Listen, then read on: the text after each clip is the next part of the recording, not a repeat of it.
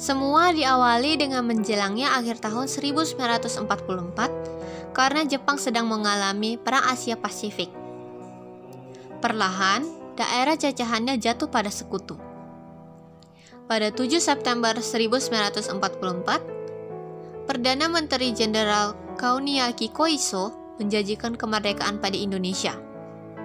Tujuan mereka untuk mencari simpati Indonesia.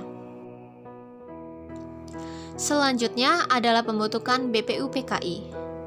Berkaitan dengan janji pihak Jepang, pada 1 Maret 1945, diumumkannya BPUPKI yang terdiri dari 63 orang, yang diketuai oleh Dr. KRT Rajiman Weddio Diningrat.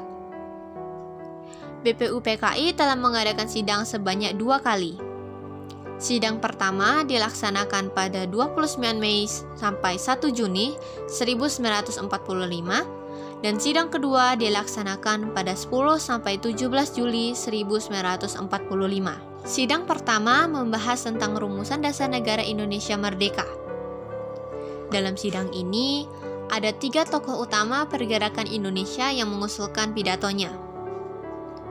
Di antaranya adalah Mr. Muhammad Yamin, Mr. Supomo, dan Insinyur Soekarno.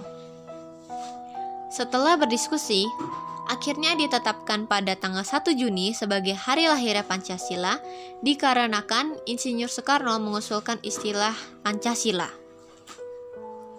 Lalu, untuk membantu, BPUPKI membentuk sebuah panitia kecil bernama Panitia 9 yang diketuai oleh Insinyur Soekarno.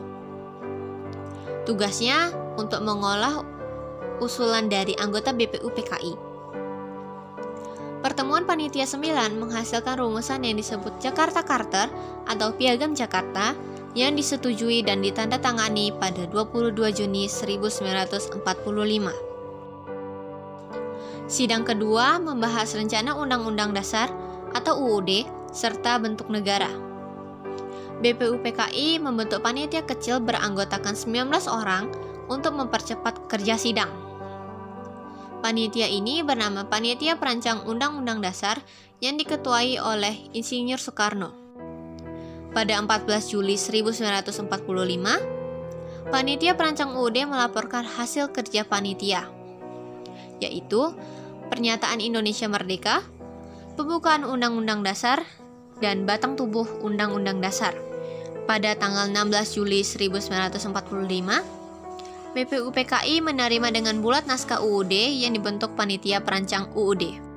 Selanjutnya, pembentukan PPKI. Pada 7 Agustus 1945, BPUPKI dibubarkan karena dianggap telah menyelesaikan tugasnya. Selanjutnya, dibentuklah Panitia Persiapan Kemerdekaan Indonesia yang diketuai oleh Insinyur Soekarno dan wakilnya DRS Muhammad Hatta, dan sebagai penasihat diangkat Mr. Ahmad Subarjo. Pada awalnya, PPKI terdiri atas 21 orang, kemudian ditambah 6 orang, jadi jumlahnya 27 orang. Tugas utamanya adalah mempersiapkan yang berkaitan dengan keperluan pergantian kekuasaan dari pihak Jepang kepada Indonesia. Pada 9 Agustus 1945, PPKI dilantik oleh Jenderal Terauchi. Peristiwa Rengas Dengklok diawali dengan menyerahnya Jepang tanpa syarat kepada sekutu pada 14 Agustus 1945. Berita itu diketahui oleh beberapa tokoh pemuda, terutama Sultan Syahrir yang mendengar melalui radio. Syahrir bersama beberapa tokoh pemuda langsung menemui Muhammad Hatta. Bersama Muhammad Hatta, mereka menemui Soekarno di rumahnya. Syahrir mengusulkan Soekarno-Hatta segera memproklamasikan kemerdekaan tanpa melalui PPKI karena sekutu menganggap kemerdekaan Indonesia sebagai suatu kemerdekaan hasil pemberian Jepang. Tetapi, usulan Syahrir tidak disetujui. Soekarno-Hatta berpendapat melaksanakan proklamasi harus melalui PPKI sesuai dengan prosedur maklumat Jepang, yaitu pada 24 Agustus 1945.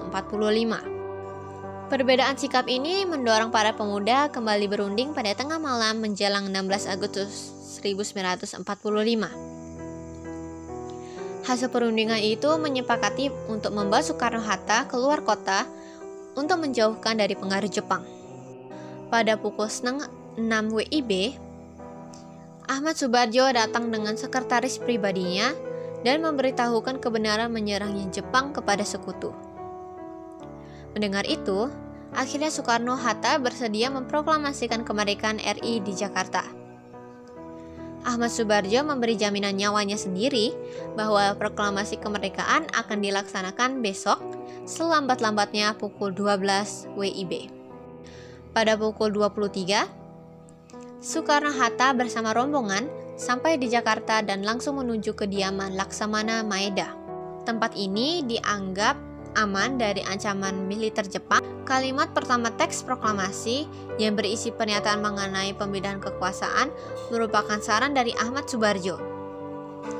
Dan kalimat terakhir adalah sumbangan dari Muhammad Hatta. Tetapi, permasalahan muncul tentang siapa yang harus menandatangani teks proklamasi tersebut. Soekarni mengajukan usul bahwa teks proklamasi cukup ditandatangani oleh Soekarno dan Hatta atas nama bangsa Indonesia, dan ia juga yang mengusulkan agar Soekarno yang membacakan teks proklamasi tersebut.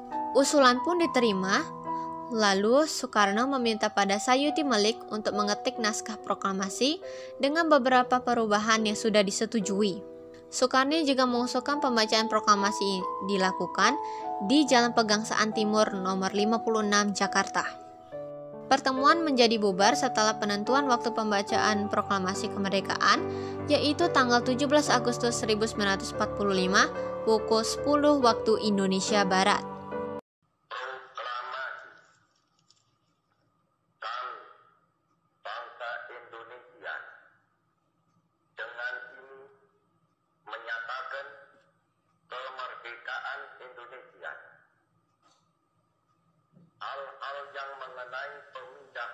Setelah pidato dan pembacaan proklamasi selesai, bendera merah putih yang dijahit oleh Fatmawati dikibarkan oleh Latif Hendraningrat dan S. Suhut. Rakyat yang hadir menyanyikan lagu Indonesia Raya yang diciptakan oleh W.R. Supratman. Upacara ditutup oleh sambutan Wali Kota Jakarta, Suwiryo dan Dr. Muwardi. Peristiwa itu hanya memakan waktu kurang dari 1 jam.